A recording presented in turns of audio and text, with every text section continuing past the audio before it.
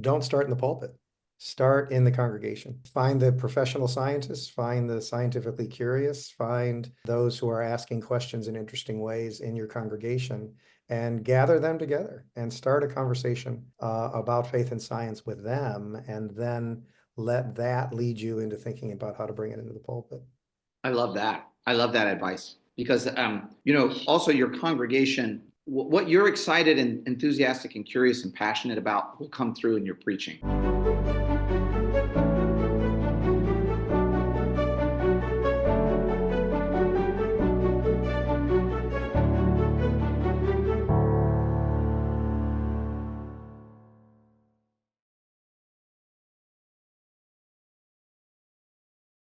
To kind of kick us off, why don't you each go through and just say a little bit about your experience preaching and some of the kind of the key approaches or characteristics you bring to your own preaching.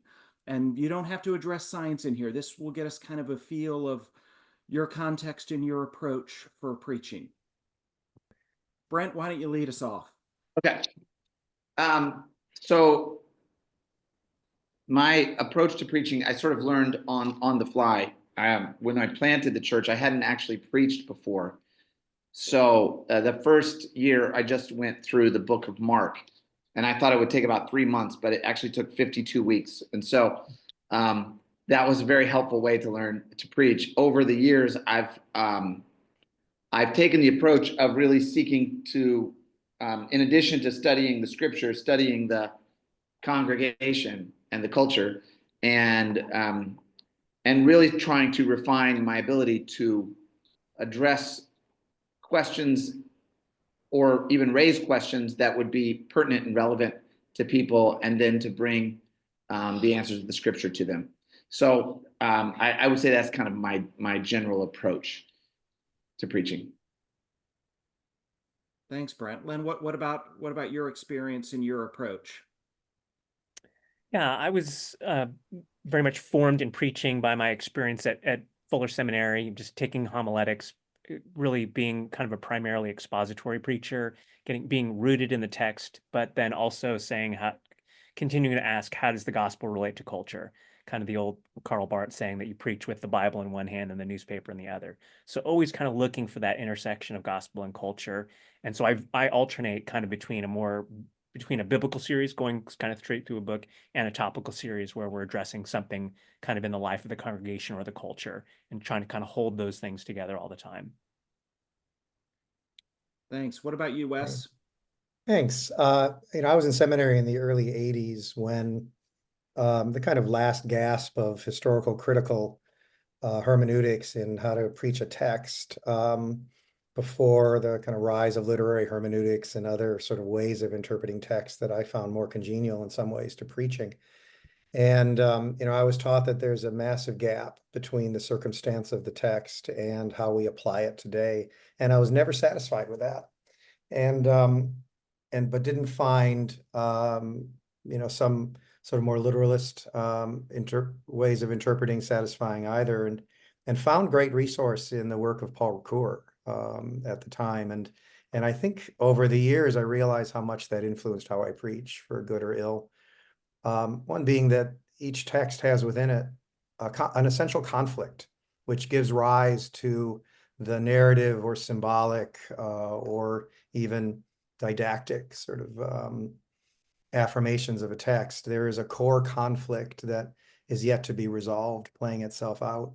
And that conflict both gives rise to the text, is present within it, but also imagines a world in front of it. So I often find myself wondering what kind of world this text that I'm preaching on a given Sunday would invite my congregation to inhabit, rather than what kind of world it's asking them to affirm, but rather trying to imagine what kind of world that they seek to live in and try to preach toward that world. And I think that's even affected how I approach science in preaching as well. So that's, I think, always lingering around when I've been working on preaching now in 3 congregations and a couple of academic posts along the way.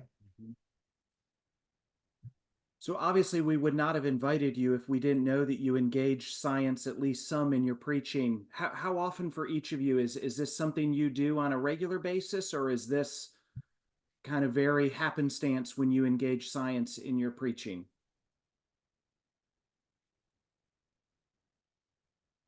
For me, it comes up relatively frequently. Yeah. It often comes up in the form of illustrating some idea or trying to bring some theological concept to life that's actually maybe easier to begin to think about through some kind of scientific or physical lens, and then expanding it to the theological issue. It's sometimes Jesus would do things like that, where he would talk about a seed going into the ground and dying, and he would use something very, very like rudimentary that people understood, and then use it as a springboard to talk about something greater. So that's kind of how I often will do it. I'll cite a study, or I'll look at some physiological property of something, and then kind of use that as a riff to go into a broader point. Wes, Len, what about either of you? Sure. We try. Oh, Len, you're muted. Yeah, I think I'm looking for opportunities to make a connection, like I said, because it's kind of gospel and culture, and the culture that I'm in, being around Caltech and JPL folks, that's is and even the non-scientists are relatively well educated. So I think we're in a strongly science and even more so technology influenced culture. So if we're going to preach and we're going to help disciple people, we have to disciple them in the context of a lot of screens that they're living around. So that formational element is always present. And then as Brent mentioned, just the illustration piece of making a connection to their world, of noticing that the Europa Clipper just launched from JPL, and kind of just referencing, like, kind of signaling, I know the world that you're coming from. It's informing kind of the way we're approaching our kind of regular lives. So kind of just looking for the opportunities to make connections, and at times then to do a little deeper dive. I'm preaching on Matthew 6 this Sunday, when Jesus talks about do not worry. And then he uses like the birds and the flowers as illustrations. And so the worry part, that's an opportunity to kind of use the psychological sciences, and what we know about the mental health crisis that we're facing. So it doesn't have to be like a long illustration, but it's just referencing those. And then even like the birds and the flowers, like Jesus, we would say, is doing natural theology at that point. He's looking to the created order to make points about the nature and providence of God. And so just making those connections theologically and then even ecologically, that say, we're living in the same world. How do we steward it? What is Jesus' approach to it? And therefore, what is our kind of approach to not worrying and trusting God's providence? I think that the role of science in preaching has always been a way to connect to the wider culture. For me, I think for many people in a popular sense in the pews, think science is somehow inaccessible, and yet they live in a world that's bathed in science. And I am, never try to present myself as a scientist in the pulpit, but a curious onlooker and tender to that. And we had the opportunity. For several years, we had a monthly faith and science roundtable in the congregation, where we would meet and talk about issues in faith and science, that brought people in, all across the valley, outside the congregation. And that became a great kind of quiver of stories and illustrations. I would often, from the pulpit, find a conversation that we had at the roundtable as an illustration or example, which gave people the opportunity to realize this is a living conversation. This isn't somehow science is applied to the gospel. This engagement is part of the life of faith. And I think it allowed the scientists in the congregation, or scientifically interested folks, to feel like they had a place. They didn't have to hide their curiosity. And we were sometimes explicit. We would do a science Sunday once a year for several years, and also then try to incorporate, not just in preaching, but in the prayers and liturgies of the church too. Then we, as on the pastoral staff, we remind each other, if there's something particularly urgent in the world of science going on in the culture, bring that into our prayer, into the pastoral prayer of the day. So so people aren't siloing their life experience. So you began to hint at this, Wes. For each of you, how has engaging science been received by your congregation? What kind of responses have you gotten when you do so? We've gotten just overwhelming sort of gratitude. You know, people going, okay, good, okay. You know, I think the people in our congregation, I mean, for some people it's not an issue. For others, they're kind of holding their breath, as Wes intimated, that you know, like, is this going to be a church where I have to like not, where I have to kind of check, I have to compartmentalize a part of my life and set it aside and not be able to, you know, and then people are willing to do that in some cases, because sometimes that's the only option, or that they think they have. But so we've gotten just overwhelming enthusiasm. We really haven't gotten, I haven't gotten really pushback. And I think part of that is knowing our congregation, and also, you know, knowing people who have a more skeptical view or suspicious view of science, because maybe that's what they were discipled in, and knowing what would set off their alarm bells, and being able to gently lead in those areas. Also, I think, you know, just pastorally and with kindness and gentleness, knowing that, like, hey, there are some people that, like, you can say a thing one way or say it a different way, meaning the same thing, but if you say it one way, it's going to freak them out, and if you say it another way, they are more receptive. And so, yeah, so we've gotten we've gotten a lot of positive feedback.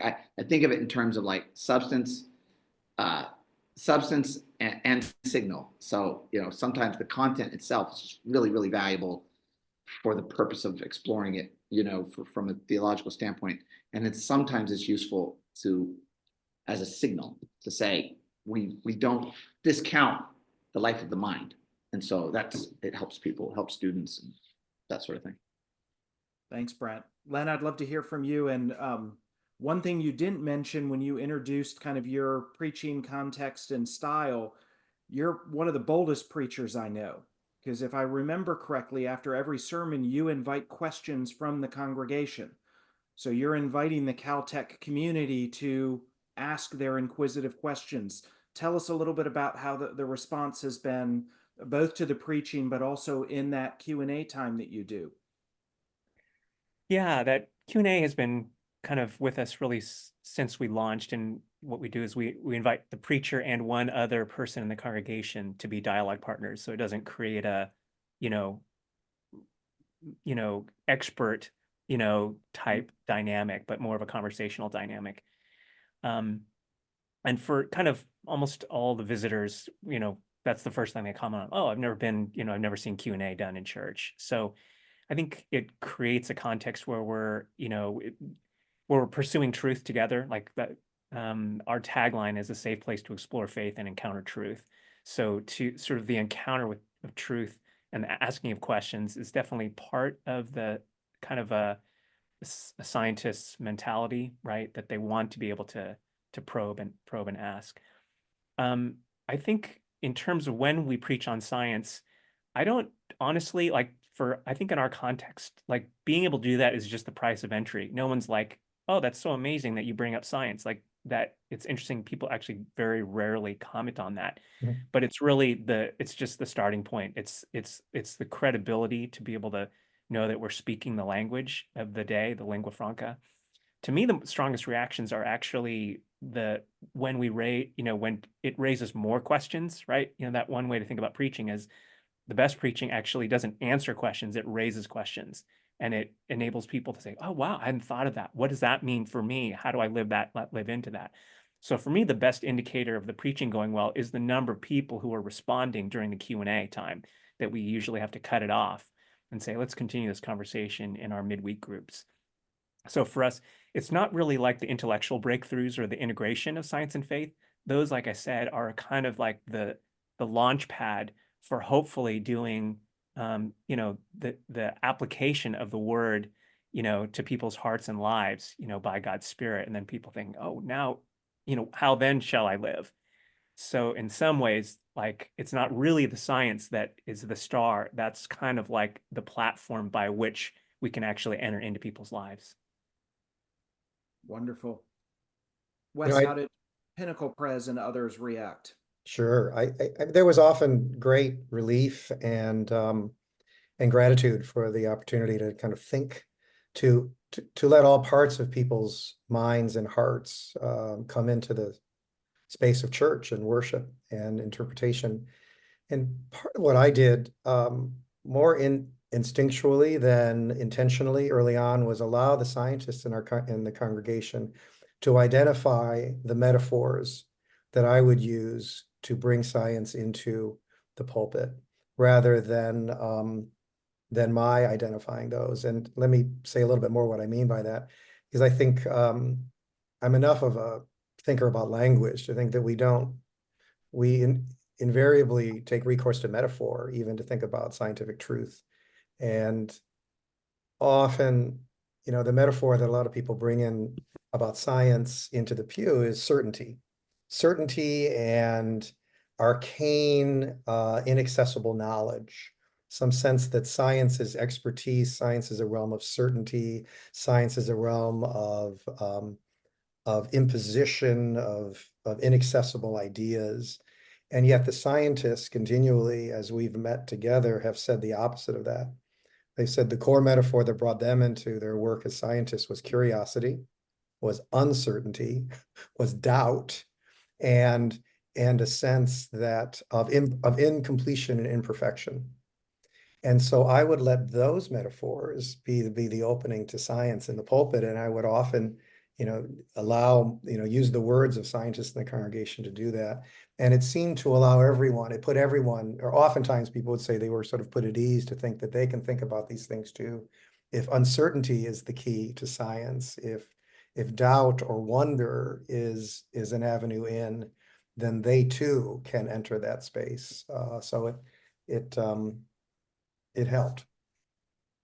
Wonderful. So as you began to do this work and began to think about engaging science, were there some hesitations or some challenges that you had to overcome before you were ready to bring some aspect of science or some illustration of science into your preaching? I'll start there because I started with my own ignorance. Early in my first church in the 90s, shortly after Dolly was cloned, if you all remember that, I had some concerns about the cultural implications and theological implications of cloning, and so decided I'd preach on that. And I gave what I thought was an articulate response, not overly panicking, but raising theological questions, and tried to review what I understood of the science of it. And lo and behold, I had a microbiologist, Drew, from Northwestern down the street. I was in Wilmette at the time, and active member of the congregation. And he called me the next day and he said, well, you got the science wrong, but I guess the questions were right. And I thought that was a really delightful response. And I invited him to lunch, and we had lunch the next day, and he straightened me out on the science. And then we explored the questions together, and it really opened up a kind of lifelong, years-long friendship, well beyond the time that I was at the congregation. And I think in some ways my mistake was pretending I could get the science right. But I think the strength in that was still taking somewhat of a humble stance toward it. But what I learned from that is don't try to describe from the pulpit something I'm not ready to describe, right? Identify the questions, but don't pretend to be a scientist. I had a similar situation once, Wes, where a lot of times what I'll do, which is really fun, is if I know I'm going to use a scientific illustration, I'll talk to some scientists in our congregation about what I'm going to say, right? And then I can then even say from the pulpit, like, I think I got this right, but if you really want to know, ask, And so that's fun. But one time I was talking about the parable of the soil and the seed and all of that, and I used this metaphor of the Dust Bowl and how the soil of the Dust Bowl had become so arid and dry and washed out and leached and all this kind of stuff. And then how there was a period of time where there was a lot of effort to rejuvenate the soil and renourish the soil. And then kind of to wrap up that part of the sermon, I showed a picture of some wheat fields in that part of the Dust Bowl or whatever, to say, hey, and look at the growth once the soil was cultivated. Well, there was there's a soil expert in our congregation. And so afterwards she said, hey, I need to meet with you. And she came and she had like 4 or 5 books. And she just wanted to tell me that the soil isn't really that great in that region. And there are still some problems. And, so I was like, okay, I didn't even know that I was walking in, but it was actually helpful in the sense that like, that really mattered to her, like it really mattered that we say that I'm right about what I say if I'm going to reference something that is a little bit out of my domain. So it was helpful, actually. Yeah. Len, what about your experience? Yeah, I think similar to the other two, to come in humbly to try to do research and ask some questions. I mean, I think thankfully, like today, we have ChatGPT. I mean, like the resources to concisely and fairly accurately summarize are right at our fingertips. Not that we shouldn't consult the actual people in our congregation, but it is super helpful to have that tool available now. Yeah, it does challenge. I mean, our whole approach at Science for the Church, as the 3 of you know, is to do this work relationally, to identify those soil scientists and those biochemists and whomever else that knows the science that are in our pews, for the church leadership to partner with them and to think about whether it's preaching or otherwise. We've got a colleague that we worked with that was an executive pastor of a church in Sacramento, and he created a friendship with a psychologist in the congregation. And he didn't preach weekly. He preached, I think, about once a month or 8 or 10 times a year. But every sermon, he would kind of prep his core idea and run it by this psychologist and say, what are the insights about what we know about human nature, or what we know about effective communication and formation that I can then bring into this sermon to improve it. And he said it just completely transformed his preaching. But I do have kind of a, all of you indicate you kind of slipped up at some point, and someone from the congregation kind of called you on it at some point. I know for many preachers that would make them kind of uncomfortable to go up and to get something wrong when we're trying to proclaim the truth about the gospel, to have something about the world that God created that we kind of misrepresent. Is that kind of a valid hesitation? Should we really make sure we get it right first? Or in your experiences, was it kind of okay to boldly go out there? Was it, slightly better to sin boldly, or perhaps, rather than, review all the literature and do a nice analysis and then be able to clearly articulate what the science says? To me, part of like a lot of being a scientist is not necessarily the specific knowledge, or the way that I think about ministering to scientists. It's not about the specific knowledge, but it's a way of thinking critically about the world and wondering how God is at work in the world. And I think when we do that in all of our preaching, when we respect the audience and we don't preach in platitudes and we don't, give simple answers to complex questions, I think that honors the way that they think. And so in general, I'm not trying to match them for scientific understanding.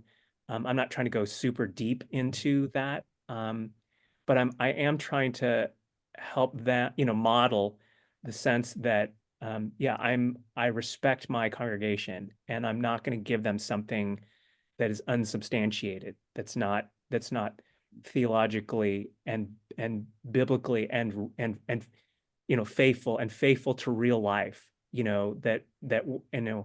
even just this do not worry, passage I'm preaching on this Sunday. I want to make sure that I'm preaching the simplicity, Jesus' simplicity is the simplicity, as they say, on the other side of complexity, not on this side. And to, I think people feel honored and taken seriously, and they respond, when when we're not sloppy, not just in our illustrations, but in our whole approach. Nor do I want to give science authority over the gospel either. I think I want to avoid the temptation, which is still sort of lurks within me, to try to use science or scientific illustrations to prove a point or to demonstrate the veracity of the gospel. And I have to check myself in that sort of instinct from my youth and instead say, we're simply in a world of multiple meanings and many ways of approaching the truth that the gospel would illuminate for us. So let's use those tools. And science is one of the tools and part of a broader conversation, and an imperfect part. Science, you know, my scientists from the universities locally are often the people the least certain about science are the scientists. And so acknowledge that and recognize it's just part of a larger conversation in which the church and the history of the church and the theological tradition has something to say too. Brent, anything you'd like to add? Yeah, no, I think that, you know, I remember when I was younger, I would sometimes hear preachers emphatically state something that wasn't right to illustrate or proclaim a truth that actually was right. And the problem with that is that if the illustration is wrong, or if the metaphor, if whatever is wrong, it does cause you to question the underlying theological point they're trying to make, even if it's right. And so I think there is an element of humbly approaching these kinds of things and recognizing that, like, you know, you're going to do your dead level best to be precise and clear and accurate, and also kind of acknowledging that even in the moment that there might be some details or nuances to this concept that you're not, you know, because if you tried to wrap up every nuance of the research on a particular topic, like, you would just completely lose the thread of the sermon. You know what I mean? You would be, you know, so you kind of have to acknowledge, like, I'm gonna paint with some broad brush strokes for a moment here to illustrate something, you know. But I think just acknowledging that and having the recognition of that, then at least for me, I think the congregation is willing to go, okay, I got you. We're not going to hold you to the, you know, we're not going to hold you to the journalistic standard for this 2-minute illustration that you're providing. You know what I mean? Yeah. What advice would each of you have for a pastor who hasn't engaged much science in the pulpit on how to think about doing that? What are some approaches, some best practices, some resources? What would be advice you would have for somebody that maybe hasn't thought of the engaging science in preaching? Science for the church. Yeah. Your honorary is on its way, Brent. And I'd say start with your own natural curiosity. What questions do you ask, and how do you seek answers for those, however tentative or semi-permanent those answers are? How do you engage your own curiosity and let that lead you into traditional science? Because I think that's the power. And I was going back earlier about those kind of core conflicts. Part of those core conflicts in sitting right in Scripture is simply a question, an unanswered question. And I think that will open up how to engage science in the pulpit as well. And I'd also say don't start in the pulpit. Start in the congregation.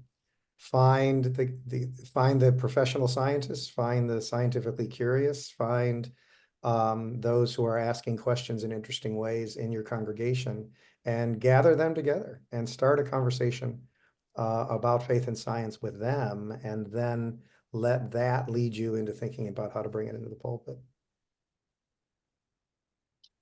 I love that. I love that advice, because also your congregation what you're excited and enthusiastic and curious and passionate about will come through in your preaching. And so if you allow that to lead you as you're forming your sermons, whether or not they're particularly interested in that topic, your interest in that topic will be an invitation for them to lean into that topic, you know.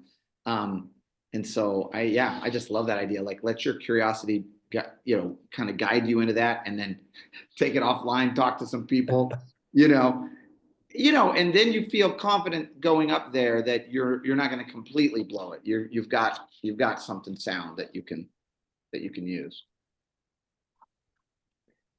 Yeah, I agree. I think it's great advice. I think it's, in our context, it's also comes naturally because we're, just pastorally, just meeting with the young people in our congregation, and, their research is a big part of their life. So kind of understanding, not really even the content of the research, but so much of science is actually about like the person that you work. I mean, like any employment, it's the person you work for. It's about funding. It's about being a human being, relating to other people in your research. So there's a lot of other dimensions of science that my scientists tell me they had no idea was actually a part of the research world and academia. It's much broader. They thought it was just going to be about the science, and the reality is it's much more complex and political and difficult than they imagined. So that's been a lesson for me. But also just kind of reading the news, the digital news, kind of with an eye to what is happening. Again, like both science and technology are ascendant in our culture. Their influence continues to grow. People want things to be data driven. They want to understand why. And so what we encounter, even in the latest political, the latest election, there's all this data, right, that's being thrown around why things swung, more red. So I think just kind of having an eye to understanding what's happening in the culture, how can the gospel shed light on that? How can we think critically and bring like good, again, sort of data-driven kind of approaches to what we're preaching on? I think those all help. So I want to begin to transition and offer our audience an opportunity to ask some questions of our panel. As we do this, I want to invite John Van Sloten, who's one of the preachers who we know also has engaged science extensively. We interviewed him earlier this year. We can, Ed may be able to grab that link and share with you the newsletter or the YouTube clip of that conversation with John. But John has a pretty unique way of engaging science through what I think you're the first one I heard this from, using this idea of offering a reading from the book of nature as part of a Sunday morning worship that informs the sermon. John, would you tell us a little bit about that approach? Sure. You don't have to ask twice. Yeah, my journey into the intersection of faith and science and preaching has primarily focused on revelation. So creation as a revelatory text through which God's wisdom can be engaged. And so the whole idea of God speaks through two books, and science is therefore our greatest ally in terms of exegeting the creation text, an authoritative text, the first book that God wrote and spoke. And so I have, over the years, preached on the biology of the human knee, neural stress-reducing mechanisms that were just discovered in 2013 back then. The nature of wood, what makes ice slippery, with a UC Davis researcher who just come out with a news story at the time, et cetera, et cetera. And yeah, my question in all of that is how do you guys feel about that as people who think about this and do it right and theologically have the chops that you're demonstrating? It's always in concert with the scriptures, always through the lens of the Bible, aka John Calvin, and it's always about two books co-illuminating each other. So this thing in creation, saying neural stress reducing mechanisms have something to say to Jesus's teaching on do not worry, and how he's built in a kind of worry reducing thing in our very brains. Text me afterwards and I'll send you that illustration. But what do you think about engaging creation as authoritatively as that in concert with the scriptures, as opposed to, and this is not pejorative, but just an illustration or just metaphor or just analogy, but one of two texts that come together in an epiphany, I trust, inducing moment on a Sunday morning. Is that like heresy, or do you go there all the time? Or I'd love to hear your responses to that. My initial reaction is I really am excited to go and listen to some of your sermons online. I think my only my one hesitation would be because of the evolving nature of science, and because of because science is always is always changing in the sense that we're always getting better knowledge.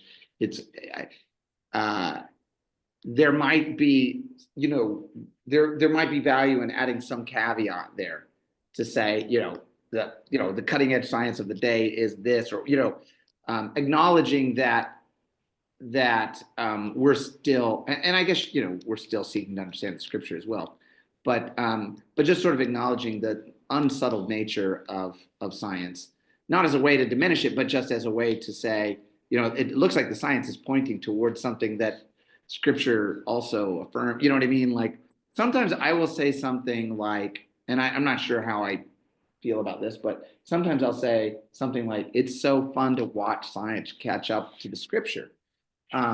Because there'll be a statement like, do not worry, or there'll be a statement in the scripture about humility. And then there's new research on humility, and the research on humility says the same thing that Jesus says about humility. And so, but I mean, yeah, I think we do. We have general and we have special revelation, both of them from God. The heavens declare his glory. I mean, so we believe that. We believe that nature itself points toward the God that we worship. So I think, relying on that is powerful, good. Yeah, I would say that the whole Psalm 19, Book of Nature and Supernature is a way that I kind of think about the world, the scriptures, kind of the culture. How are those constantly in interplay? I mean, that's sort of like the essence kind of this conversation. How do they mutually inform one another? And someone, I can't remember, someone kind of in the science faith dialogue said that, science can never tell us how to interpret scripture, but it can help us to tell us how not to interpret scripture. We can sometimes learn what it doesn't mean. And even as I keep mentioning this do not worry, like that can be used as a platitude in a very unhelpful and psychologically and spiritually damaging way. And so we kind of we understand now from psychology and from psychological sciences, like how we shouldn't interpret that, and how we shouldn't harangue people, like to condemn them because they're anxious and worried, but to understand what's happening neurologically, what's happening spiritually, and what's the interplay between those, and what can we learn. So I think what we're learning about the natural world, about the human body and the human brain, is like amazing, right? Like neuroscience is like this giant, treasure of understanding how we're made, that should inform the way that we are interpreting kind of the scriptures. But to me, theologically, it's still always in service of specific revelation, that, general revelation is subordinate ultimately, but does inform the way we interpret specific revelation. Yeah, I'd agree completely with everything that's been said, and I'd love to see those sermons too, John. I think what I'd not want to do is put these books into competition with each other, because how we read scripture is informed by how we understand reality, and vice versa. And we can't understand reality. Science is deeply dependent upon, historically, metaphors that have been shaped by the scriptural narrative. And so I would want to see those things in deep and energizing kind of dialogue. And and with all of the uncertainty that goes with that. So it's great. So thank you for pointing in that direction. Let me Yeah. let me throw one more thought in there. I can't remember what it was. I'll have to look it back up. But I remember reading how Augustine, when he was talking about how to understand Genesis, was saying. I remember this part of one of his writings where he was saying, there it may be that the natural, I can't remember what he called them, the naturalists. They didn't have the word science, but it may be that they will shed light on this to help us better understand how whether to interpret Genesis one way or another. In other words, he was at least at one point holding loosely his interpretation of Genesis, waiting for the sciences, if you will, to catch up and to provide better information about how to interpret a text. And I think maybe that's sort of what you're getting at is sometimes the natural sciences, sometimes general revelation, the better we understand it, will help us better understand how to interpret a specific revelation. And so there is kind of a nice interplay between those two, which is, I just think that's, I think theologians have been trying to kind of balance those things out for a while. Let me also add one of the things I appreciate about John's approach, and if I remember right, John, sometimes you present the science, but sometimes you often invite a scientist to come and present that reading. And I've tried that a couple times in my own home church, identifying those science partners that you're having these conversations, you're learning from, and giving them a place on Sunday morning as a scientist to share their expertise, to kind of offer that reading. I think it's a really interesting opportunity to kind of show the way the church can value the science professionals in our midst by inviting them to be a part of one of the most important parts of our weekly gathering through a reading, through their understanding of nature. Reminds me of a geophysicist who was on the edge of faith in the church, but agreed to help me write a sermon on the nature of his seismic work. And he did a sort of geophysics 101 as the start of the sermon. But it was the start of the sermon. It wasn't before the sermon. It was the sermon. And he had a come to Jesus moment talking about it. He almost couldn't talk. He was so hit by the Spirit in the moment of trying to describe the empirical nature of his work. I think we just played a song before he got up by Fleetwood Mac called Landslide, which was one of his favorites. And it just all came together for him. Come to Jesus moment through Fleetwood Mac and geophysics. But any science sermon is always peer reviewed for me. So I will actually have them vet the science and make sure it's clear and concise and not doing what we've all done so many times. We had a science Sunday one year, and I invited a geologist in the congregation to decorate the pulpit, or the communion table in the sanctuary. And I said, just put on the table things that are of value to you in your work. And he spent a month preparing for this. It was a labor of love. And he was, as you describe, almost in tears as he shaped and fashioned this, the top of the communion table for that Sunday. And I realized I think I understood the role of an altar in a new way after that Sunday, watching him place the most precious things of his work in that space around which the congregation would gather and worship. So I think, that form of expression can seep out of the pulpit and into the whole work of worship. Thank you. Are there other questions for our panelists?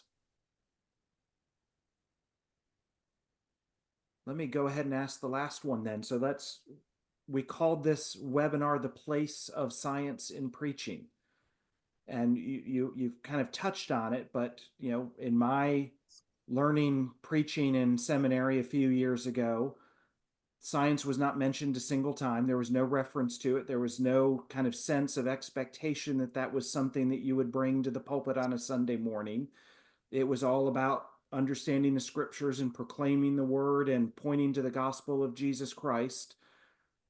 any final kind of reflections on the place of science in that really important holy work that we do, that preachers are called to do every Sunday when they step in front of the congregation?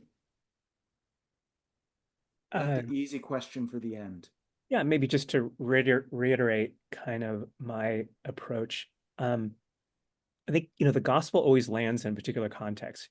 Jesus used agrarian illustrations because he spoke to an agrarian society, right? Paul spoke to a more metropolitan society, and he used a different set of illustrations around the marketplace and so forth. And so, the gospel always has to land in a particular time and place. And so the interaction more broadly between gospel and culture of us being, if we're, we can't be holed up in our studies, but we need to be interacting with the real world, with what's happening in our own communities and congregations, and more globally as well. And so if we're not engaging with science, you could say we're actually not engaging the culture, because so much of the culture is influenced by and shaped by science, probably more than we realize. So I think it's our faithfulness to the gospel sort of demands that we engage the culture, and that's going to vary for each of our communities, and even the kind of the racial and socioeconomic makeup of our congregation is going to influence those intersection points. But I do think that even like Christianity today, is featuring science more prominently, more regularly, as a recognition of its place in the culture and in the faith. So to me, maybe we just get to be a little bit ahead of the curve in terms of engaging this part of our culture, this increasingly ascendant part of our culture. I would just add to that, and totally agree with that, and add to that, everything that happens in the Bible happens in the physical world. And so the physical world is understood through the discipline of science. So even to articulate what was happening in any of the biblical narratives requires some degree or some element of understanding science. And so the better we can get at explaining what was happening in any environment, and maybe even to what people were thinking and what was actually happening. Science is the study of the physical world, and so we can't really even tell the story of the Bible except through the lens of what we understand to be true about the physical world. So I think there's some value there, just even in terms of the content of what we're preaching, having some clear understanding of what are the scientific implications, or what do we know now that would be helpful for our congregation to understand the narrative that we're preaching. With full agreement, I think I'd add just one sort of footnote to that, and that is, if the question is the place of science in the pulpit, I don't want the place of science in the pulpit to be above the pulpit. I think science, I'm taking the wrong approach to science, or maybe not the least helpful approach to science in the pulpit, if I'm using science to monitor or quarantine my preaching. But instead, it's a partner in the wider conversation, and a resource, and the world, as Len says, the world that we live in, and let it be that. So thinking again of it's on the altar, and it's in the voice, it's in the air, and it's just part of what we preach. It's not the authority over it. Good last word. Well, join me in thanking Wes and Brent and Len for leading us today.